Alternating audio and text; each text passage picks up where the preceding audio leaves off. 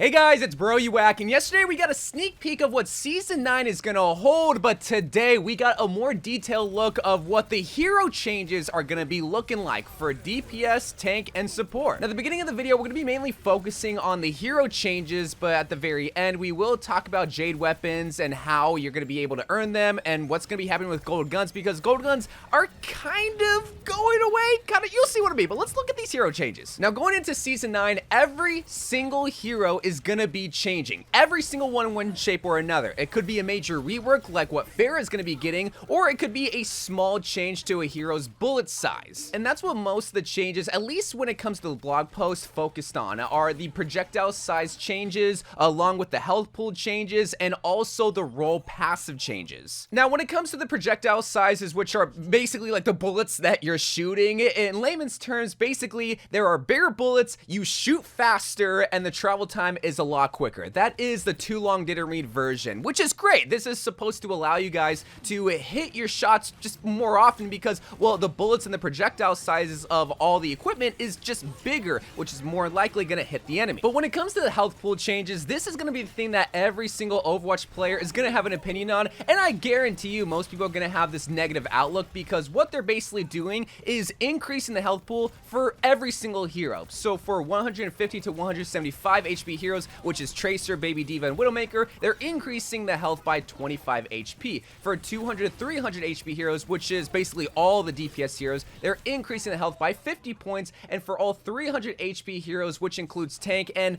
Bastion, I'm pretty sure they're increasing it from a range of 75 to 100 health. Now, the knee-jerk instant reaction is going to be, why? Well, why are they changing the health for all the heroes? And I think it's to try to balance, well, when it comes to the role passive that we're going to be talking about next, but also when it comes to the bullet changes, like if you're going to be increasing the size of the bullets, that means it's going to be easier to hit, which means you're going to be absorbing more damage, which means you should probably compensate the heroes to have more health because technically they'd be dying faster. And if I can also try to deter any sort of negative reaction when it comes to the health pool changes, if you buff all the heroes, are you really buffing all the heroes? Like, if every single hero is getting a health pool change, well, that just means that everyone's just going to be on the same level, just how they were, just with more health. I don't know, that's just my thoughts. Maybe that'll make squishier heroes more deadly because they technically have more health, or maybe that'll make the tanks more annoying because they have way too much health, but we're just gonna have to see when it comes to actually playing the game. But my first thought is, okay, well, all the heroes are getting changed. That means none of the heroes are really getting changed, if that makes sense. But here's the part that I'm pretty sure a lot of Overwatch players are gonna hate, because they're gonna be changing role passives, and the first universal change that every single hero is now gonna get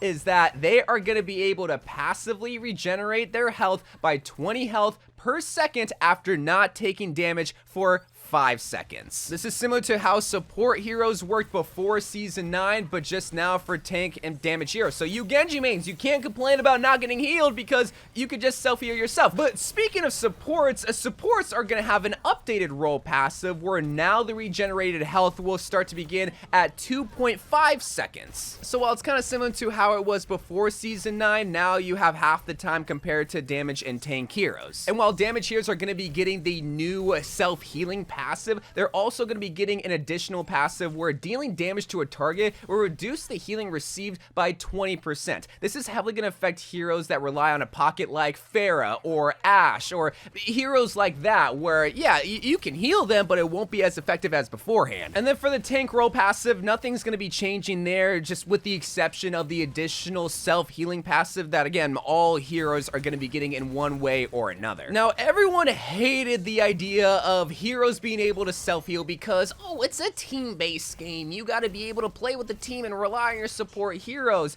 And I'm not going to argue with that sentiment, but I want this to be very clear, is that the Overwatch community does not try most of the time to play as a team. You might say different, but most people are in their Discord call or in their Xbox Live party not communicating with the team. So to be spouting this idea that Overwatch needs to be a team-based game and that they shouldn't have self-healing passives, I feel like it just contradicts itself. I'm not saying that this role passive is a good or a bad thing, but I think people are just gonna over-exaggerate on the self-healing passive, because think about it, 5 seconds, let's count. 1 1000, 2 1000, 3 1000, 4 1000, 5 1000. Now I start to self-heal. It's not like you're gonna start self-healing in the middle of a team fight. That's just not how it works. So I'm not gonna tell you to like these changes, but I will tell you just calm down. Alright, you haven't even played it, and I think people are thinking that everyone's gonna be self-healing in the middle of the team fight, and it's just not gonna be like that. Because it just takes one bullet from a soldier or a Cassidy or even a Mei to stop that about 5-second self-healing and then have it restart all over again. But now let's look at the quote-unquote fun changes that are going to be coming in Season 9, like with competitive rewards. So yesterday we obviously saw that Season 9 is going to have a competitive update, but how is it going to be updated? Well, first and foremost, you're now going to be able to see your rank change after every single game. That's kind of old news at this point, but they finally explained how your rank's going to be updated, and things like a win streak is going to be applied. If you're on a massive win streak, you're going to gain more percentage points. If you're at an uphill battle, like if you're the underdog of the game, you're going to earn more percentage. And then there's other things that also affect your loss of percentage, like a loss streak or reversal, or if you were expected to win but you didn't. You know, all of this is going to have an impact on your percentage, and it's going to tell you. It's going to finally tell you why you lost or gained percentage points. But the biggest surprise out of this blog post is not the hero changes, but rather a fresh rank reset. Now, we knew a rank reset was coming, but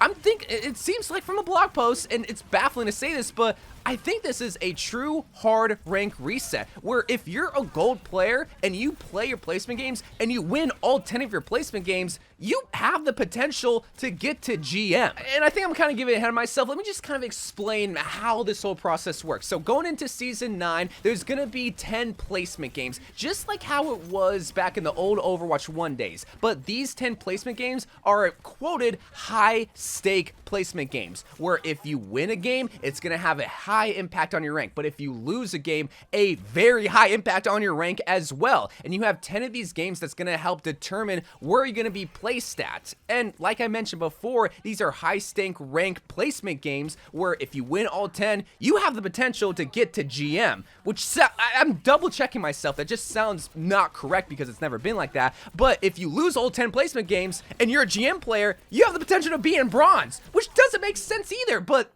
that's how it works. And if that is how it works, I'm just gonna be honest, at the beginning of Season 9, it's gonna be chaos because bronze players are gonna be playing with Overwatch League players, and I think we've seen that before at the beginning of Season 1. It's been a while, so I don't really remember, but that's just crazy. So placement games are back, or at least for the competitive year, and you'll see what I mean by the competitive year, but placement games are back and a rank reset is happening. But let's quickly talk about Champion before we end the video off with Jade weapons. So Champion is gonna be a rank above GM, but it seems like it's gonna be a different version of top 500. I think top 500 is still a thing, but the Champion rank is gonna be very difficult to achieve. Like, very few top level players are gonna be able to achieve this, and what I'm guessing is that maybe you have to play like 300 games, and you have to play at a high level, get to GM1 to even have a chance to get to Champion. But that's what it makes it seem like. It's gonna be an actual flex on your e-girls to get this rank. They say that you have to win, quote unquote, a lot of games, and I'm interpreting like maybe 300 games, but it could be more or it could be less. But then finally, let's talk about Jade weapons, because this is gonna be